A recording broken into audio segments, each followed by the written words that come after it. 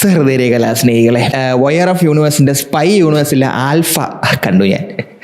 Actually ഞാൻ വിചാരിച്ചത് ഈ പടം കണ്ടതിന് ശേഷം ഞാൻ വന്നിട്ടൊരു നെഗറ്റീവായിട്ടൊരു സാധനം പറയുമെന്നാണ്.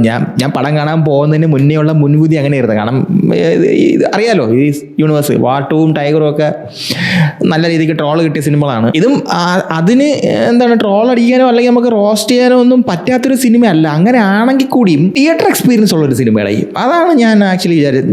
സംഭവം വാട്ടുമില്ലാത്ത കുറേ ഓവർ ദ ടോപ്പ് മറ്റേ ഫ്ലൈറ്റിലും വെള്ളത്തിലും കാട്ടിലും മേട്ടിലും എല്ലായിടത്തും ഫൈറ്റിൻ്റെ സാധനങ്ങളുള്ള ഭയങ്കര ഓവർ ദ ടോപ്പ് ലോജിക്ക് ഇല്ലാത്ത സാധനം ഉണ്ടെങ്കിൽ ഇതിലെ ഫൈറ്റ് വന്നിട്ട് ആക്ച്വലി കൊള്ളാം കേട്ടോ. ഗ്രൗണ്ട് ലെവൽ ഫൈറ്റ് ആണ്. ആലിയ ഭട്ടിൻ്റെയും അന്യ ഭട്ടിൻ്റെ സിസ്റ്റർ ആയിട്ടുള്ള ഒരു ക്യാരക്ടറിനെയൊക്കെ തമ്മിലുള്ള ഫൈറ്റ്സും അല്ലാതെയുള്ള ഫൈറ്റ്സും ഒക്കെ ആക്ച്വലി കൊള്ളാം. ഒന്നും ചോദിക്കരുത്, ബാക്കിയൊക്കെ നമ്മൾ കണ്ടിട്ടുള്ള captain America, soldiers serum, black widow ഒക്കെ കോപ്പി അടിച്ചുണ്ടാക്കിയ സാധനങ്ങൾ തന്നെയാണ്.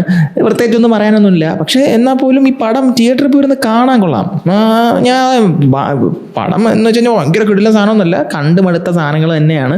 ബട്ട് എന്നാലും ഒരു കുപ്പിക്കകത്ത് ആക്കിയപ്പോൾ നമുക്ക് തിയേറ്ററിൽ പോയിരുന്നിട്ട് ഒരു enjoy in the sense okay കണ്ടിരിക്കാൻ പറ്റുന്ന ഒരു സിനിമയായിട്ട് ഫീൽ ചെയ്തു. വാറൊക്കെ ഞാൻ ആക്ച്വലി വിചാരിച്ചു ഇത് എന്തോ നീ കാണിക്കണമെങ്കിൽ തോന്നിപ്പോയിട്ടുണ്ട്. ഈ വാർ 2 ഒക്കെ ബോളിൽ നിന്ന് ട്രെയിനിൽ നിന്ന് ചാടി മിനി കൂപ്പറും കൊണ്ടൊക്കെ അമ്മാതിരി തൊലിഞ്ഞ സാധനം വരുന്നത്. പക്ഷേ ഇതിനകത്ത് അത്രയ്ക്കൊന്നും ഇല്ല കേട്ടോ. ചെറിയ രീതിയിലൊന്ന് അളവ് കുറച്ചിട്ടുണ്ട്.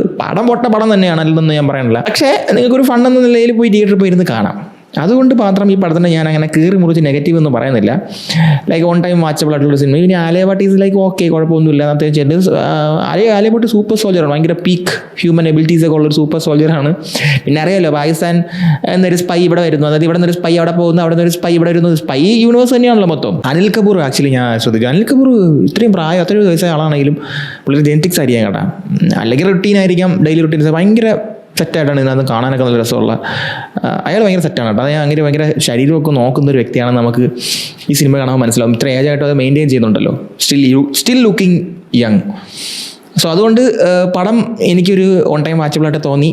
താല്പര്യമുള്ളവർക്ക് പോയി കാണാം. തിയേറ്ററിൽ തന്നെ ഇപ്പോഴും ഉണ്ട്. ചുമ്മാ പോയിരുന്ന വെടി പുകയെ കണ്ട് മനസ്സിലാക്കുന്നെങ്കിൽ കാണാം. പിന്നെ കുറേ ഇല്ലോജിക്കൽ സീൻസ് കൊണ്ട് അത് ഞാൻ പറയാനുള്ള ഈ പടത്തിൽ അങ്ങനെ തന്നെ ആയിരിക്കും. കാരണം പ്രതീക്ഷിച്ച് നമ്മൾ പോയാൽ മതി. തലച്ചോറ് ഊരി കുറച്ച് നേരം മാറ്റി വെച്ചിട്ട് പോയി കഴിഞ്ഞാൽ, അല്ലെങ്കിൽ തലച്ചോറിൻ്റെ ഒരു 5% കൊണ്ടുപോയാൽ നിങ്ങൾക്ക് കുറച്ച് കാര്യങ്ങളൊക്കെ കണ്ട് ആസ്വദിച്ചിട്ട് വരാം. അങ്ങനെ